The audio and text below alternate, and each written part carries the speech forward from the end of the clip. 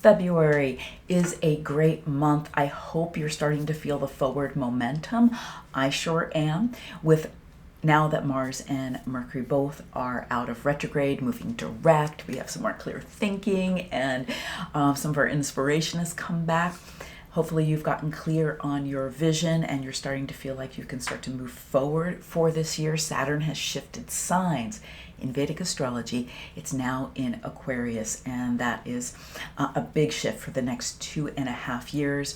And we've got a really powerful full moon coming up, an exalted Venus right around Valentine's Day, really helping us to open our hearts and connect in really deeply with the divine and with others as well. Hi, I'm Prema Gurreri, and welcome to Chart Your Path. If you haven't subscribed to the channel yet, I sure appreciate if you do and like and share this if it's all resonating for you. And if you don't know what your ascendant sign is or your moon sign in Vedic astrology, you could visit my website and my chart calculator, which is in the description below, and find out what that is for you. You'll also get a really cool free gift on helping you to understand your chart. And if you haven't gotten clear on what your vision is for 2023, or you really want to activate it and take it to the next level, I have a great free class that I created. It'll be available for a little longer. Envision 2023, clarify and activate your vision. So the link is down below and you can feel free to grab that as well.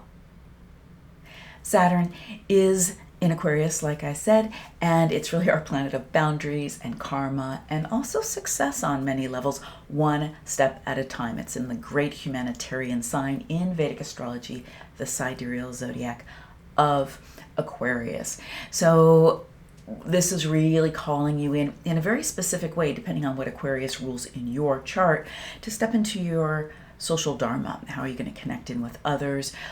This is something I talked deeply about in my 2023 forecast class, which the link is down below about as well.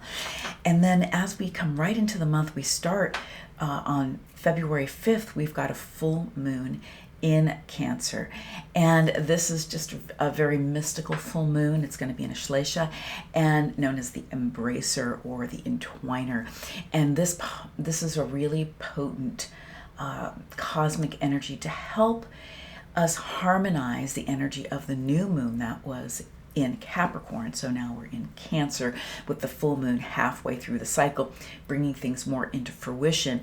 And this will really help us to step in and be more authentically who we are. The healing portal will be open for really diving deep into the thoughts, the habits, the beliefs that sort of ensnare us, that embrace us and entwine us, so that we can break free and heal those. And that's exactly what we'll be doing in the full moon healing circle. That's on February 5th. I hold this every month. It is an amazing experience. We're doing a lot of deep clearing and healing work, and then opening up to bringing into fruition and manifesting and creating what your heart desires. I always do a reading giveaway also with that, and again, the link is down below for that, for the healing circle. I hope you join me. I will also do a full moon update also towards the end of the week here, so you can get some more information about the full moon. February 6th, we have Mercury moving into Capricorn. So Mercury is our great communicator in the Sacred Wealth Code system. It's the great merchant, and Mercury has been in Sagittarius for the last couple of months as it did its retrograde cycle. It's been helping us to think and reevaluate our beliefs, our philosophies about life, or even what inspires us. And now as it moves into Capricorn on February 6th, where it'll stay till the 27th, and then it'll move into Aquarius. So it's moving pretty quickly now. And in Capricorn, it really brings in a seriousness, focus, and concentration, because Capricorn's the place where we commit to what's next. We put our focused energy into something.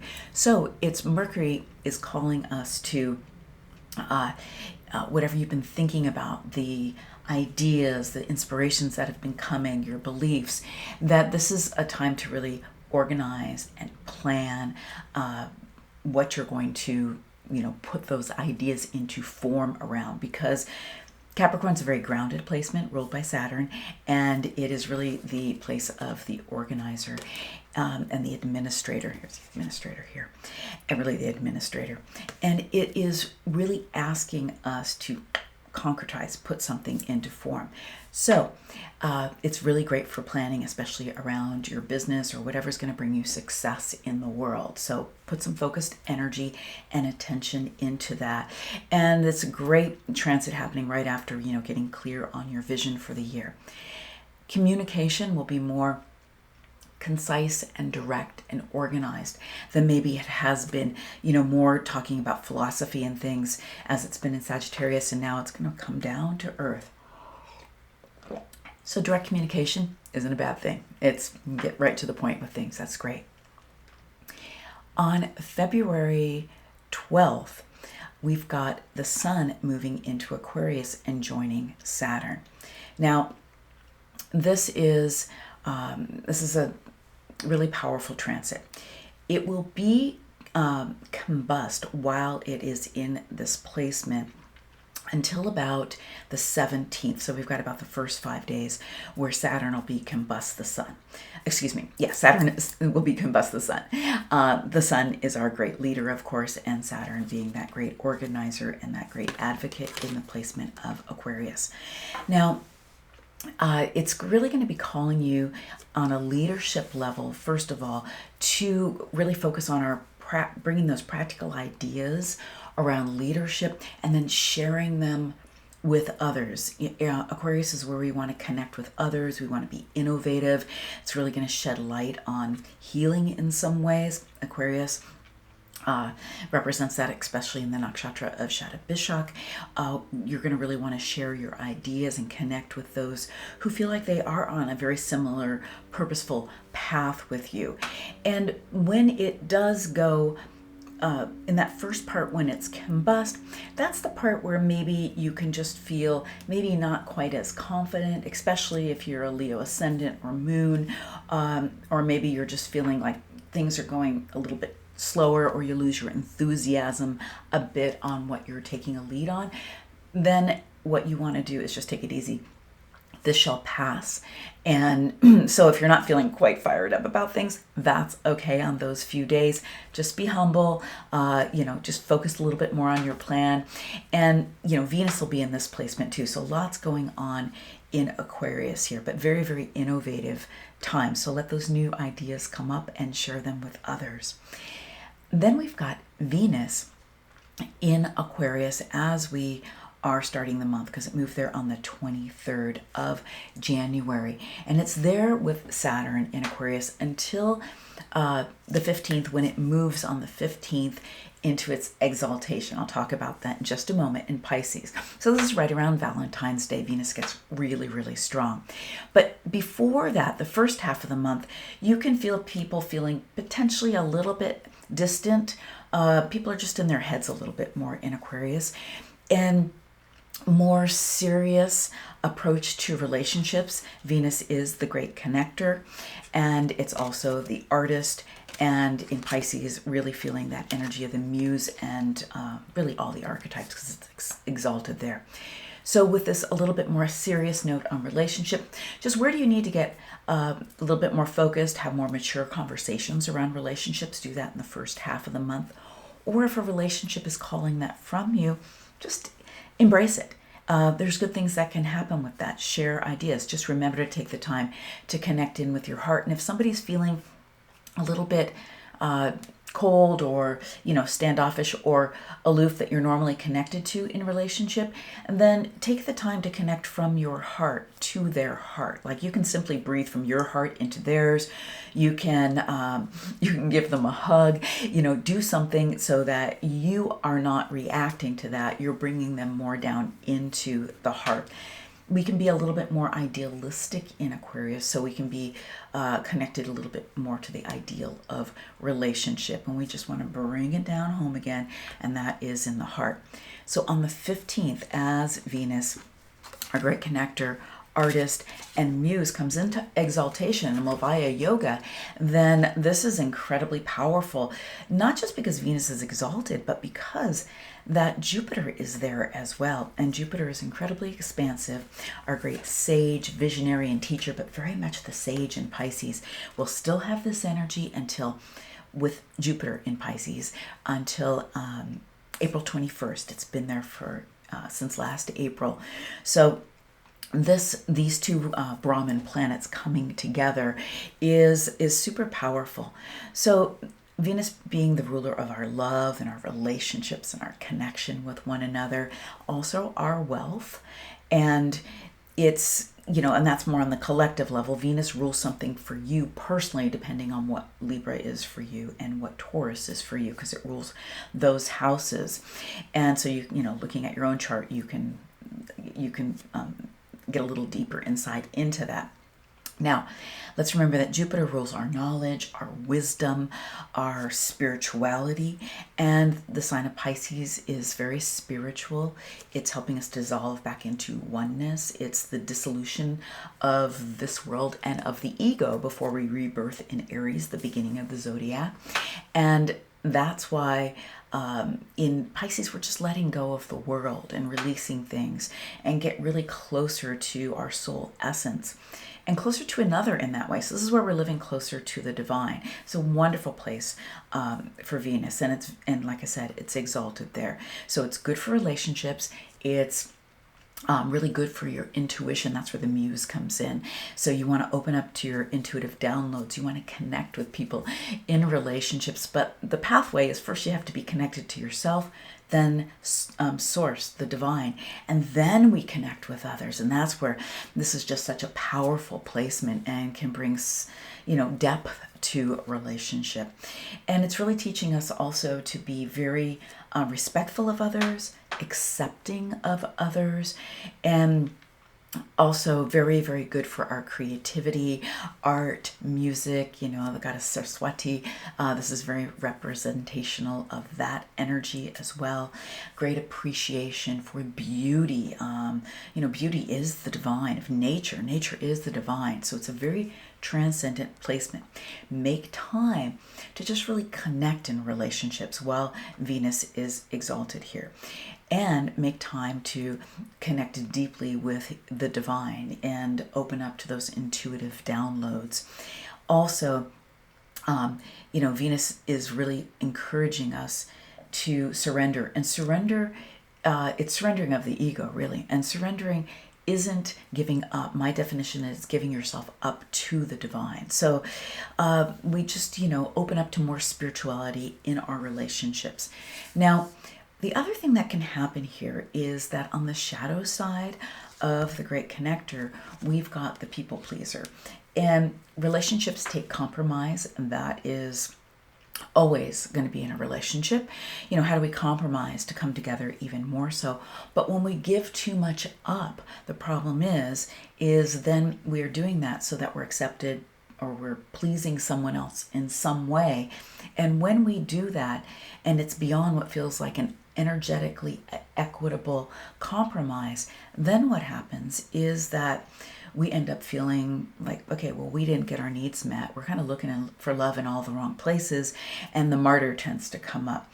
So really keep a check on that. Connect in a very energetically equitable way, and be aware if you are just giving too much up because you want to be loved and accepted no matter what. So just watch that energy. That's kind of a collective energy we're dealing with Ketu, the mystic, being in Libra since last March, and the eclipse pattern, it'll be there all the way. Last eclipses of this year are in October of 2023. So that's kind of just that's an underlying theme for all of us, but connect in and enjoy. Just really, really enjoy each other, okay?